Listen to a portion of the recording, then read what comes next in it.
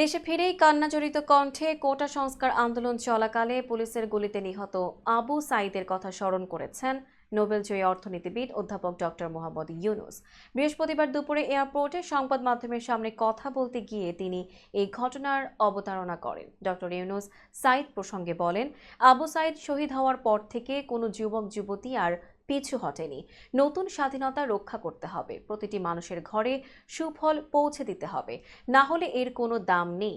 বাংলাদেশ স্বাধীন হওয়ার অর্থ হলো সবার পরিবর্তন। আন্দোলনের সফলতার জন্য তরুণদের প্রতি সব প্রশংসা ও কৃতজ্ঞতা জানিয়ে তিনি বলেন, তরুণরা দেশকে রক্ষা করেছে, পুনর্জন্ম দিয়েছে। নতুন বাংলাদেশ নিয়ে দ্রুত গতিতে এগিয়ে যেতে চাই। অধ্যাপক ডক্টর মোহাম্মদ ইউনূস আরও বলেন, পুনর্জন্মে যে বাংলাদেশ পেলাম সেই বাংলাদেশ যেন পূর্ণতা পায়। যে বিপ্লবের মাধ্যমে বাংলাদেশ আজ নতুন করে বিজয় পেল তা যেন পূর্ণতা পায়। এর আগে ফ্রান্স থেকে দুবাই হয়ে দেশে ফেরেন অধ্যাপক ডক্টর মোহাম্মদ ইউনূস। হযরত শাহজালাল আন্তর্জাতিক বিমানবন্দরে তাকে স্বাগত জানান তিন বাহিনীর প্রধান, সুশীল সমাজের প্রতিনিধি এবং বৈষম্য বিরোধী ছাত্র আন্দোলনের সমন্বয়করা।